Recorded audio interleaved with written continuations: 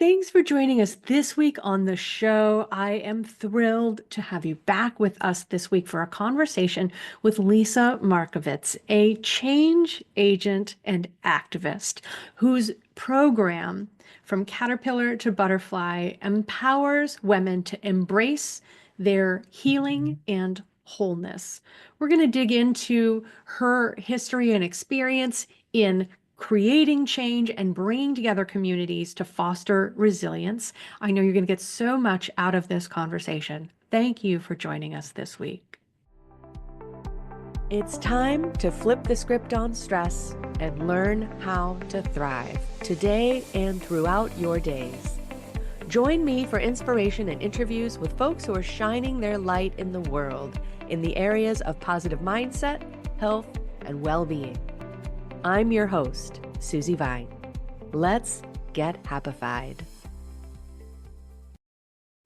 Welcome back. I am so happy to have you with me today for a conversation that I know you are going to find so insightful and empowering. I am joined today by Lisa Markovits, a multifaceted bilingual artist and social entrepreneur. Born and raised in New York, she studied Romance languages at Cornell University, graduating magna cum laude and international relations at the Fletcher School of Law and Diplomacy of Tufts University.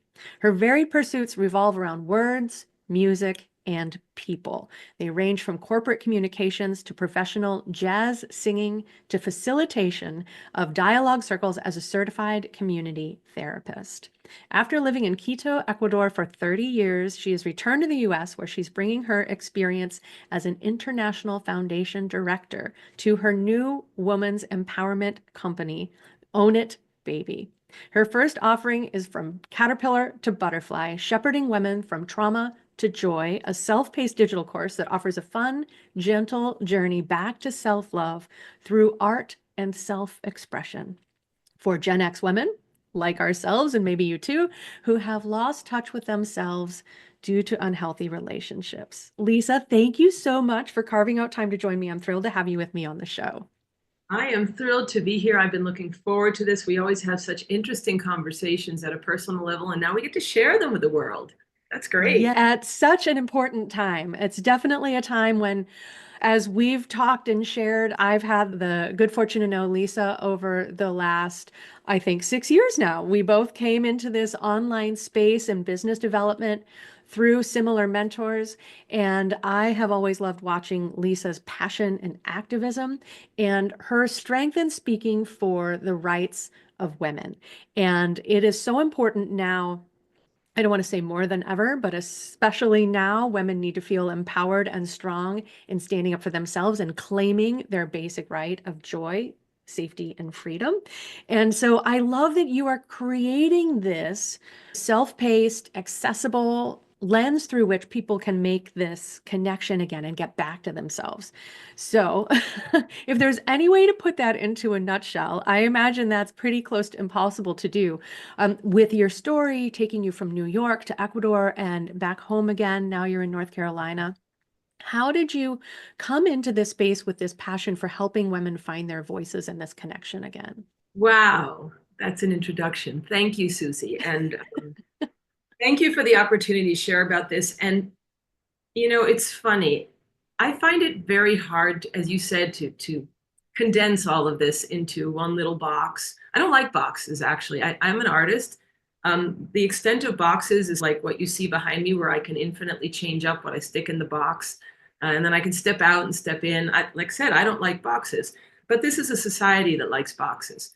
And so what's funny is that when I'm speaking, it's hard for me sometimes to explain in just a few words who I am, what I do, and yet I can put it all into 2 minutes and 24 seconds in a song.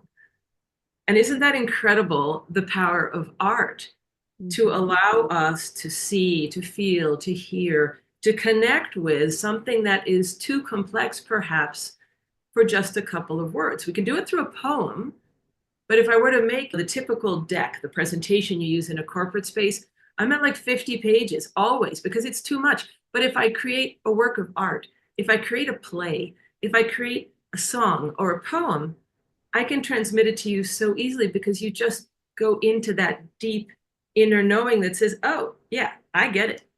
I totally get it.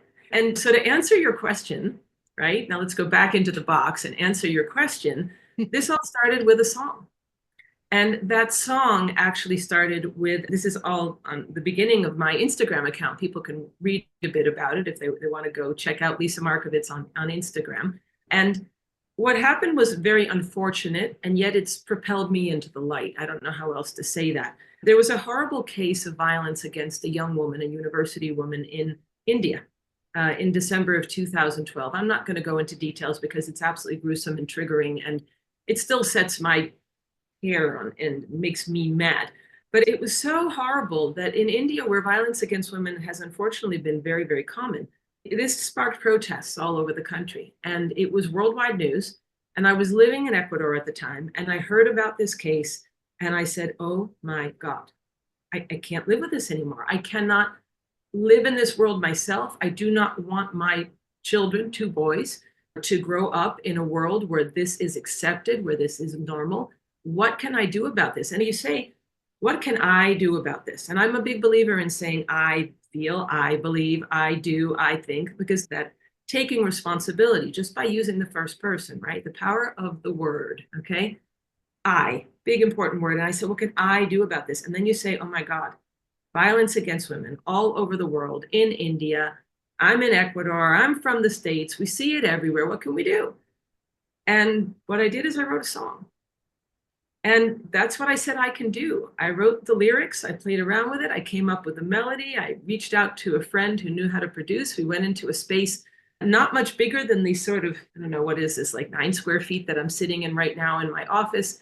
And we produced a bass version of a song. It was actually, it's hip hop in Spanish.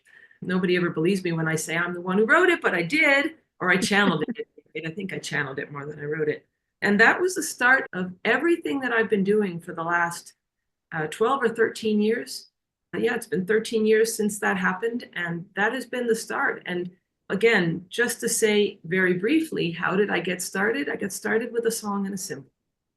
And it's amazing what a song and a symbol can do to change your life and what they can do to change a community's life. And then that community can change the bigger society, right? So that's how I got started with a song. That's so powerful. I think it really exemplifies the power of emotion and the importance of being present to those emotions, because from those emotions, we can capture so much energy and passion and drive and clarity when we recognize, as you're saying, how I feel and I experience and what I'm available for and what I'm ready to take a stand against. And from what I understand of your time in Ecuador, it was a very, very busy time. I mean, not only did you begin raising your family, you had your sons there, but you also created an organization there to support the well-being of women. Can you tell us a little bit about that and the work that you were doing there? I'd be happy to. So it started, like I said, with a song. Then I realized the song, even though I got wonderful support when this started, and it was really the only institutional support we ever got from the US Embassy in Quito, Ecuador. I used to sit on the board of directors of the Fulbright Commission in Ecuador. And again, how did I get there? Because of a poem I wrote. There's something about art that is like the through story of my life, right? So I used to sit on this board, and we were on the board with members of the US Embassy Cultural Affairs staff, the leaders of it. And one of them heard my song, the very simple bass and voice version of the song. And she said, that's an amazing song, and you have to do something with that. And I said, well, I don't know what to do with it. And she talked to another member of the board, and that person said, you know what? I've been wanting to support this kind of proposal. And can you get me a proposal? And I did overnight, literally overnight. It was like the last day. She said, I don't know, we've had this grant thing open. Why don't you take a look and see if this would be appropriate and submit it to my team, and we will take a look at it amongst all of the other proposals we had. And it ended up being chosen. And it was chosen on its merits. They gave me enough money to produce the song professionally. There are Latin Grammy award-winning producers, artists on the track. I still pinch myself and say, oh my gosh, how did that ever happen? And anyway, we made the song. And as part of the grant process, it wasn't just about making the song. It was about using the song to affect change, right? So we, as part of the grant proposal, what we included was doing workshops. And we did music and art workshops where the song served as a muse to help denormalize these, what do we call them in English? Microaggressions. I was thinking in Spanish, sorry. Micromachismos, right? So microaggressions that we've normalized in our everyday life where we think it's just okay that this happens, right? And so what we ended up doing is we went out into community and we worked with lots of different communities. So as part of this grant process, we took the music out into communities and we went to these communities and we did these art and music workshops where the song was a muse that then allowed the people to paint. Okay, and we did it with women, we did it with men, we did it in mixed groups, we did it with some younger, some older, and we turned this into a workshop that had raving reviews from the participants because they didn't really know. They said, oh, we have some time for ourselves and we get to paint, and isn't this fun? And then what happened briefly is that they realized that we had moved the earth underneath them because all of a sudden they'd had fun at this workshop painting. It goes down easy. It's like drinking sangria, you know, you think it's you just having a little drink, and the next thing you know, you're tipsy. Well, do some art, do some music, and it goes down real easy. But then you're like, wait a minute, it makes you rethink things, refocus, have a new perspective. And so people were realizing that there was violence in their lives and they needed additional support. So then I said, how are we going to do this? We don't really have an organization. We don't have funding other than what we did to create these pilot workshops. And we brought it into learning a methodology that came out of Brazil that is being used by people in now, I think it's 28 countries for the last over 35 years, a very well-studied methodology that is a psychosocial community support space. These are sharing circles or dialogue circles. They have a lot of different names. But we learned this methodology and we started a once a week dialogue circle. And that's when I said, wait a minute, if we're going to be doing this, we need an organization. And so I got together with another foundation leader in Ecuador, and we created a US 501c3. So that's a formal US charity organization. And we ended up going back to the Ecuadorian government, signing an international cooperation agreement, which is kind of crazy because we had no money. What we had was a dream and know-how and innovation and disruptive concepts and programs. We didn't have any money. So we did this all with community. We worked with different people, each one bringing to the table their specialties. Some were psychologists, some were programmers, some were people who worked on marketing and communications. And we kept going. So we start with a song, we go into an art and music workshop, then we start doing these sharing circles. Then we realize that we have to refer people to additional support resources because sometimes community-based support was not enough. It could hold a lot, but not enough. And we realized after the pandemic, when we were no longer just doing this in the capital city, but rather online, and we were getting people from all over the place, we said, we don't know where to refer them in this town on the coast or in this town deep in the jungle, or where can we refer them? So we got university students to help us research. And we developed an internal resource of around 1,500 places to go if you were a woman, a child, a teenager, part of the LGBTQ community, or the human mobility population, meaning refugees and migrants, of which there were many. And we told all of them, these are places you can go. And we created an online directory called Oye Sara. And what I would like to, at this point, say is our foundation is still open. We're debating what to do with it because now that I've left Ecuador, things are a little more complicated. And without funding, it's even more complicated. But we maintained that dialogue circle program for 7 years, serving 7,000 people. And I learned so much from it. The Oye Sara platform has had 800,000 unique visits in 2 years, all organic, because there was no funding to promote it, right? So people found out about it, word of mouth. And it's been an amazing, amazing experience. I think I'm the one who's grown the most and learned the most by doing this work, but I know we've helped a lot of people.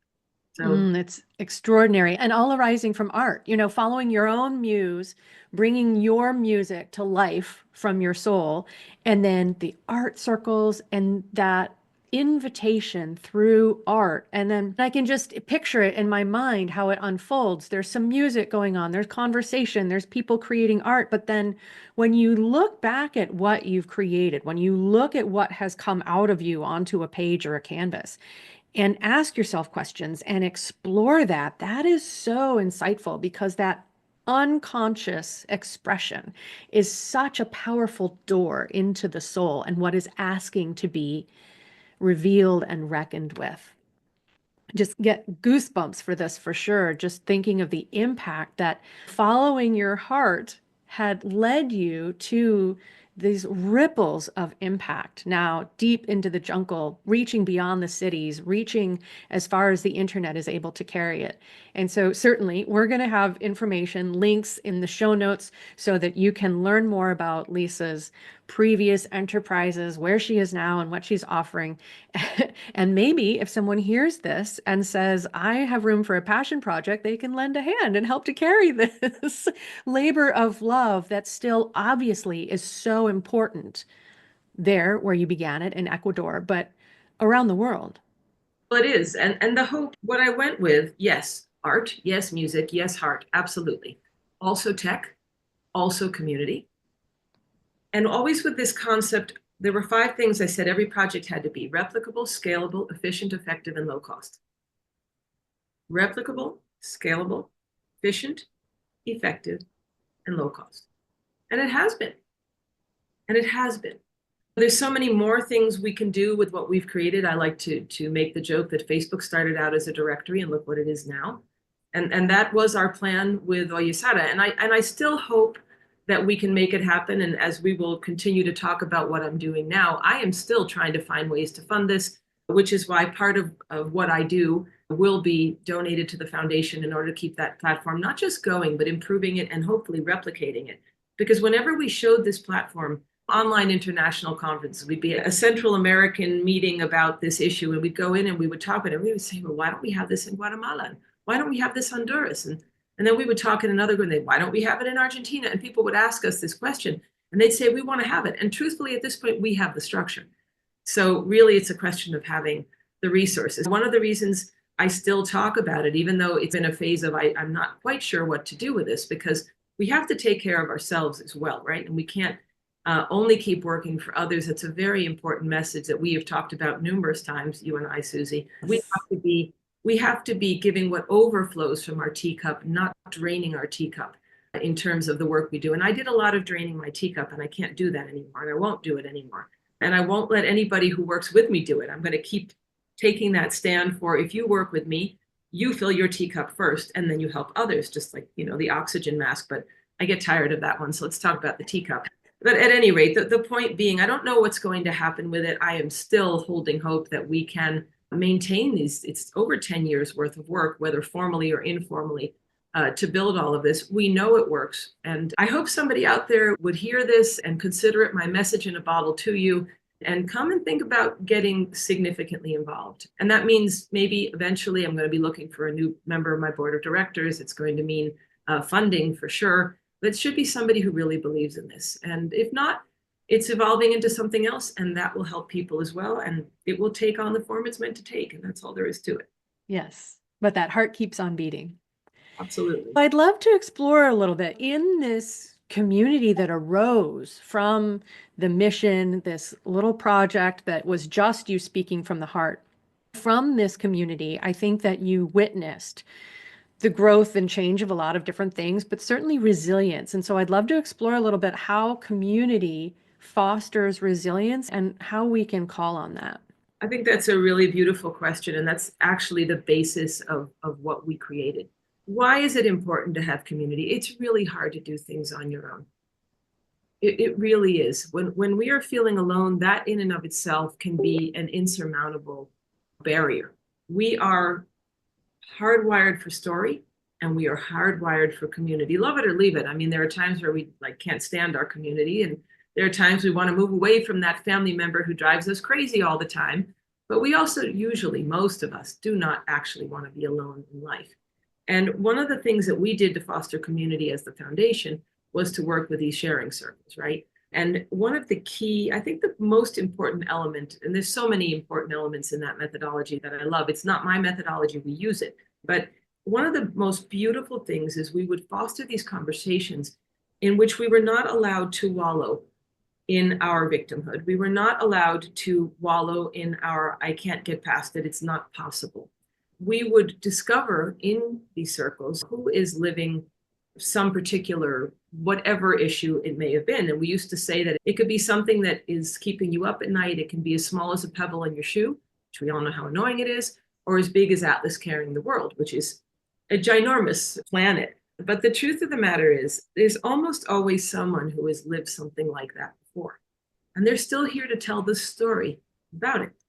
And so what we did in the circles was find a way to have each one of us share a story of how we got past something similar. We could be talking about discrimination, and discrimination could have 1,000 different ways of looking, and each one of us had a discrimination story. We could be talking about heartbreak, and each one of us had a different way to get past heartbreak. We could be talking with a group of students about their stress around final exams, and even people who hadn't been in exams for 30 years had things to share about how they got past stress. I'm giving some very simple examples. We dealt with absolutely everything in the circle. If you have a community around you that wants to pull out the best, that wants to share the best of themselves and pull in the best of you, that wants to uplift you, that wants to empower you, that says, I see this in you, how can we move forward with this, right? It's incredibly powerful. It's incredibly powerful. And to realize you're not alone is often all that we need. And particularly when we talk about issues of women who've gone through unhealthy relationships, many of us are living shame, we're living guilt, we're living sadness, we've lost touch with our joy, and we don't remember how to get back in touch with it. And we think we're the only ones who ever went through these experiences. And I guarantee you, we're not. You are not. Whoever you are who's listening, you're not the only one. And there's so many people across so many walks of life, and it affects everybody. And so as we build a community that can support, you have a chance to be a fish that was in not such nice water. Jump yourself into a clean pond and swim freely for a while. And then even if they throw you back in that dirty water, you're like, this water's dirty. Like all of a sudden you can see it again. And you're like, no, I'm going to do anything necessary, resilience, to get myself back into that clean pond. I liked it better over there. So all of a sudden you have a goal. You saw something a little different, you got empowered, and you said, I'll make that happen.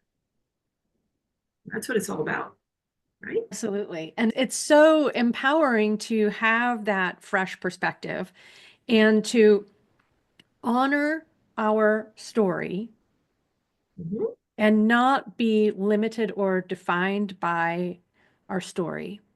Because, like you say, there are so many universal experiences that we go through on a spectrum, from it being a pebble to this monumental, insurmountable burden that we feel like we're always going to be trapped underneath of.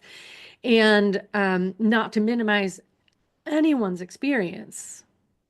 Right. And yet we have a choice where we can be defined and limited by our experiences, or we can be informed and inspired and moved forward from those experiences. And sometimes when we're in it, we're living that moment, we can't see it. But if there are others around us who can reach back their hand and say, I made it through this, and here's what worked for me, and I can support you until you can support yourself, that changes everything. That brings back potential and possibility and perspective. And like you're saying, when you get into that space and you share that light that someone else can shine for you, then you can take that vision back to where you are, to your daily experience, and know that this is not all that there is for you.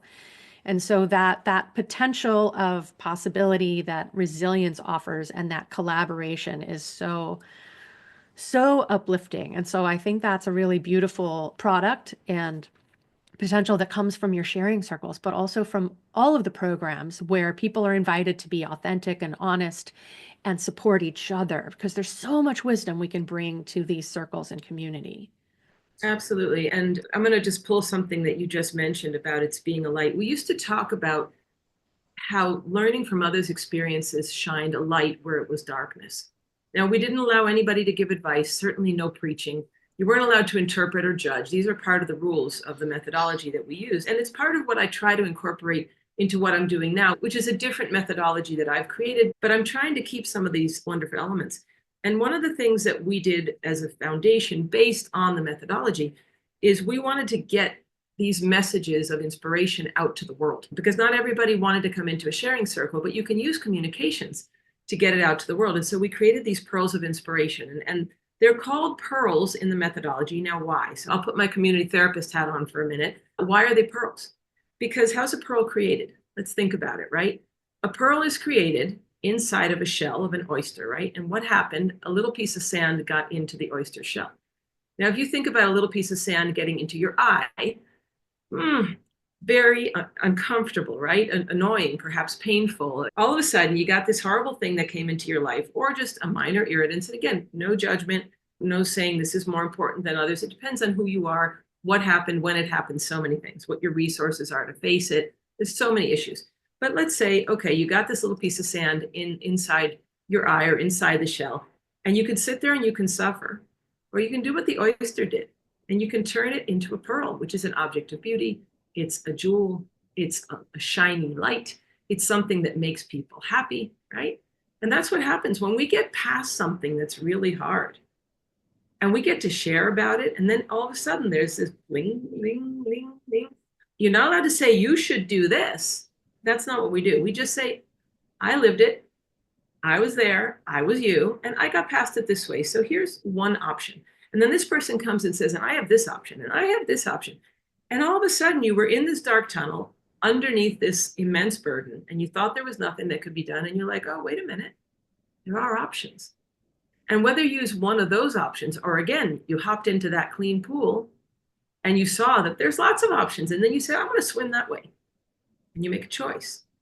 And that making a choice, going towards something rather than just running from something, is also very, very powerful.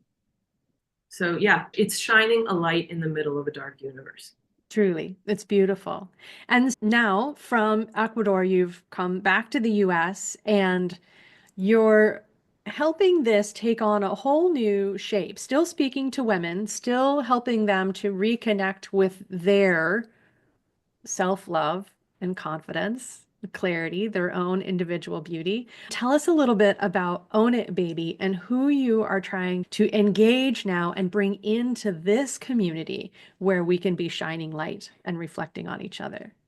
Own It Baby comes from it's a funny story, but it came from a mentor who asked a number of us to participate in a session where we were sort of visualizing our future self, right? And I'm not going to tell the whole story, but basically we were supposed to pretend we are who we are now, and we're going through a forest, and then we get to a door and we knock, and our future self comes out to meet us. And it was an exercise, right? It comes out to meet us, and we get to ask that person, what do I need to do in order to become you? And that person being the higher healed, most wonderful self. And my future self told me that I needed to own it, baby. And I decided to name the company that as I moved into this new phase of taking all this hard-earned and much loved and inspiring work and knowledge and wisdom that I have gathered from community over this last decade. Because it has so many meanings. On the one hand, Own It Baby is very clearly own who you are, be the best you can be, own all of your incredible attributes. I want to do that myself, and I want to hold space for everybody else to own everything that they are, right? And it also is own it in terms of what was your story. Own who you have been and own who you now choose to be. So it's not a just, drop everything and keep going. It's own your words, own your opinions, own your actions, own your choices, own the fact that at the time you made the best choices you could at that moment, and own the fact that you now also have learned so much more and you can grow and be a better you, right? So I think that's really the spirit behind what I intend to do with this company as I grow it. Our first offering is called From Caterpillar to Butterfly, and it's a self-paced digital course. That means it's pre-recorded video. It's 5 modules and a couple of bonus modules, and this wonderful Facebook community that we are getting started with women who just want to love on you, who want to uplift you, who always want to see the best, but who aren't going to let you get away with any BS. I'll say that as well. But that doesn't mean we can't hold boundaries and love. And that's part of what we all need to learn to do in our unhealthy relationships. So that community is a reflection of what we all need to learn how to do, right? So this course uses music, it uses art, It is to some extent that first workshop that I originally got sponsored by the US Embassy, but it's taken to a whole different level because we've done studies as a foundation on the whole issue of community and music and how this can help women who've been in very unhealthy relationships get past. And all the women loved the study. They all loved our proposal. And they all had just one constructive criticism, which was we want to have more of an opportunity to self express. We want to create art. We don't want you to tell us about it. We want to make it. So the whole idea from Caterpillar to Butterfly is to pull together everything I've been doing and the feedback from the women and say, okay, I'm going to give you a self-contained, safe vehicle in which, yes, I will teach you some things in each module of the 5 modules, but really the most important thing is what do you do with those teachings?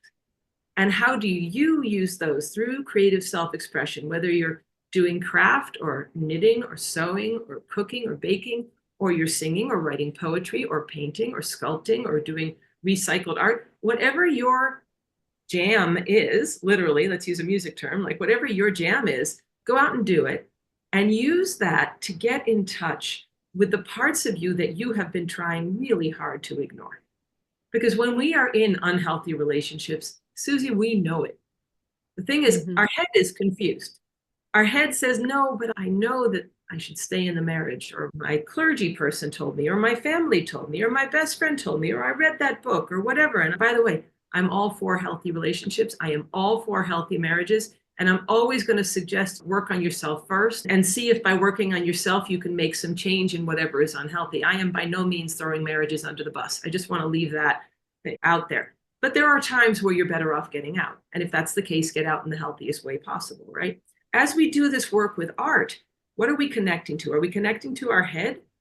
Mm-mm, not really. We're connecting to our gut because our gut knows. Our gut that went like this when he said something to us that felt like a criticism. And I don't mean it once, when it's every single day.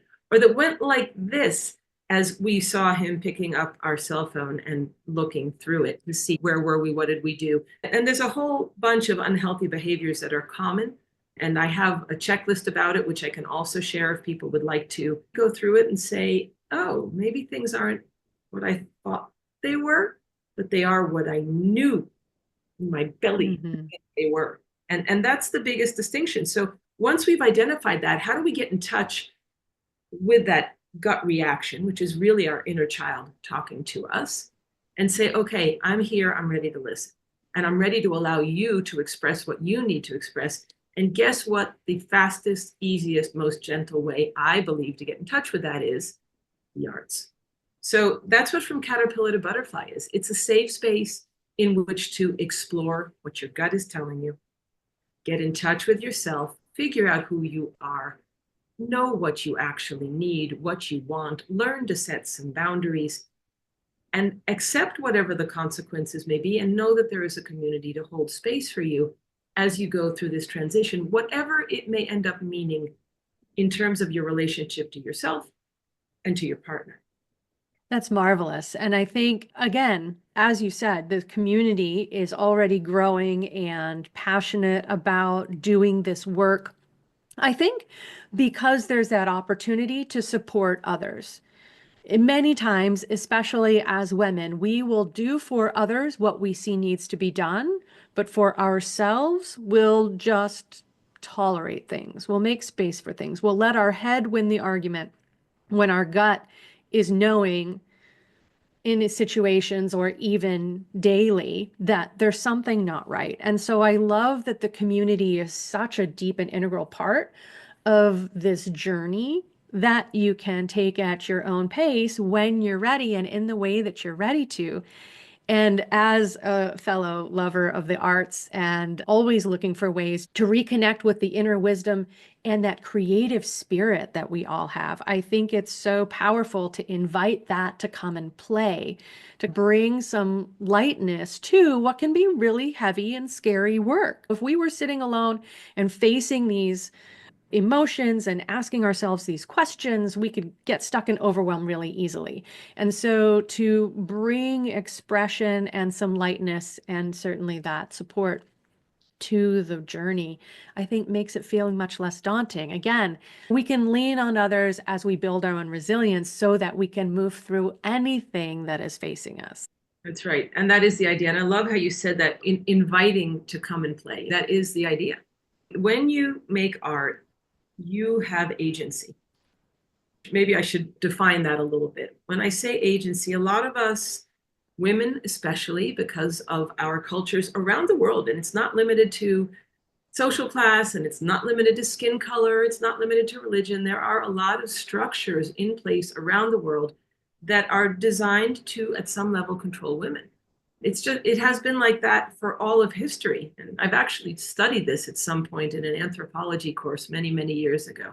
There is a lot of this, and we have been taught that this is what's right, that this is how we do things. And again, I'm not advocating for chaos. I'm not advocating for breaking off everything. On the contrary, what I'm looking for is harmony, but in a way that does not mean that we give up who we are, that we do not give up who we love and how we love ourselves in order to serve others specifically. If you love serving your family, that's great. If that gives you joy, if you feel balanced that way, I'm all for it. And there's different ways in which we can do it, and we can also receive and not just give. And there has to be a balance, and that is what we're looking for. And yes, the playfulness of using the arts allows us to face things that otherwise would be very difficult.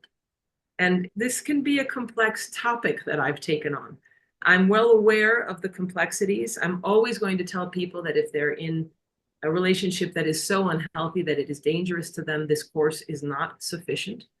I do see it as a good starting point. I see it as a complement to other more traditional therapeutic work, or more orthodox, shall we call it, therapeutic work, because actually the tradition of using art as a healing tool is as old as humankind, right? So every once in a while, people are like, how could you come to think of this? And I'm like, how could you not? It's so, we've had drum circles and in community for like thousands of years, right? There's paintings on caves walls. Like, why is it not obvious? Why do we need research? There is research. There's a lot of research. There's a lot of research by women's organizations, anti-violence organizations. They know that music and art help. They don't always have a music or art therapist on staff. And not everyone who has gone through an unhealthy relationship needs to be going to a foundation dealing with the worst cases. So there's so many different ways and spaces in which the course can be used. But if I'm speaking to you as an individual woman and saying, why do you want to do this? It's because by going with expression, you're going to go the fastest, easiest, gentlest way into working through emotions that you have probably been avoiding and that are probably harming you. And they are probably harming you physically, as well as spiritually, as well as emotionally. And this is an invitation to come do it with some guidance in your own time, when you are safe to do it, when you feel brave enough to do it. And if you are the kind of person who gets up at 3 a.m. and that's when your muse strikes, go do it. That's how artists work. So I'm respecting the artist in you and giving you the possibility of respecting that artist in yourself. Do it when you want. And there are people who are going to want to work anonymously. We've run into that a lot as a foundation, people who would come into the sharing circles and never turn a camera on. You can do this course without anybody knowing that you did it. You can do it in your own time, right? And nobody has to know. Now, that doesn't mean that I don't find value in other community spaces. We're starting with a Facebook community. As the women go through it, they will eventually have a survey at the end of the course where they can say, hey, I would love to be able to get together once a month with this group. It's so nice in the Facebook community. Am I open to it? Of course I'm open to it. But I want the community to tell me what they want. So as it grows, I'm going to listen. I'm going to listen to what you need and build accordingly and try to provide you with the spaces that will be the most supportive to you. Well, and I think true to form, in the way that you have always lived in alignment and open to those insights, your intuition, I think it's in time and on time. And the people who are going to benefit from this are just going to be finding it and embracing it and bringing in others, because unfortunately, there are so many of us who really need an opportunity, an invitation to do this kind of healing work. And so I'm excited to see this network grow and these sparks of light out there influencing and bringing others together in the community. I'm really excited about this growth and invitation that you're making available. Before we go, because we covered a lot of ground today, but I also feel like just the basics, right? There's so much we could dive into, as you and I have discovered through our previous conversations. Is there anything else that you do want to leave people with today to take with them until they have a chance to connect with you again and learn more online? I really just want to say that you're loved and you're worth it. You are valuable just as you are. Even if you do not decide to do my course, if you are feeling in your gut that something is off, that something isn't right, you're probably right about it. And I would ask you not to ignore it to the point that it then takes over your life. Go out and write about it. Go out and sing about it. Dance. Do things to take care of yourself. We live in a crazy world. We need to take care of ourselves first. And whatever that means, you should do it. In my case, it means making more music and deciding to just take some of it out into the world, or creating this course to share what I've done. You have beautiful things to share as well. So go out and share them. We need to bring more beauty, more joy, more light to ourselves and to the world. It's the only way that we can combat the darkness that is often around us. So just remember that you are the light. You can find lots of ways to uncover it and share it with the rest of us. And as we one-on-one keep building ourselves up, we then build our communities, and that raises everything up. And as women, we have that power to create. Men do as well, and we have a very special version of it. Go out there, be happy, be joyful, take care of yourself, support another woman, and just love on everybody. And let's try to find a space where we can meet up in the middle and not just scream at each other from the extremes, because there really is a lot of space of good people in the middle that we want to make a difference. And if we come together, it can happen. That's my message. Thank you for that invitation. Truly, I hope everyone is sitting with that, this invitation to fill your own cup. Don't leave yourself depleted. Don't leave yourself running on empty. Fill your teacup. You will have plenty to share. You can pour from the overflow. We don't have to leave ourselves depleted and wounded and limited in order to keep things going, keep up with business as usual. This is your invitation. Let us shine a light on it. We hope that you will take this invitation to take care of yourself, to nurture and to heal yourself, and to be a part of community and conversations where real change and real healing is taking place. That's so beautiful, Lisa. Thank you so much for what you're creating, what you're moving forward, for the passion you bring to this project, as you do with everything. Thank you, Susie, and thank you for having me on. And if I may just end just sharing some information, I know you're going to leave some stuff in the comments on the video, and but at any rate, you can find out more about From Caterpillar to Butterfly at lisamarkovits.com/butterfly. You can also find that checklist on the most common behaviors in unhealthy relationships. That's at lisamarkovits.com/checklist. You can reach out to me on Instagram at Lisa Markovits. On Facebook, I'm Own It Baby by Lisa Markovits, so you can find that as well. And I'm just thrilled to have been here. I'm glad we finally made this happen. We've been talking about it for a long time. And thank you so much for creating this space. And to anyone who is watching and listening, thank you for sharing this time with me and with us. And I hope it's inspired you to step further into joy. Beautiful. Likewise, Lisa, it has been a treat, just as much fun as I knew it would be. Thank you for shining your light and doing what you do in the world. So grateful for you. Thank you. Thanks for listening. You'll find all the resources we discussed today online at happifiedlife.com, along with links to subscribe to Happified on your favorite player and a handy search tool so you can search all of our previous episodes. Help us grow by leaving a quick review and share this episode with a friend. Until next time, keep on shining.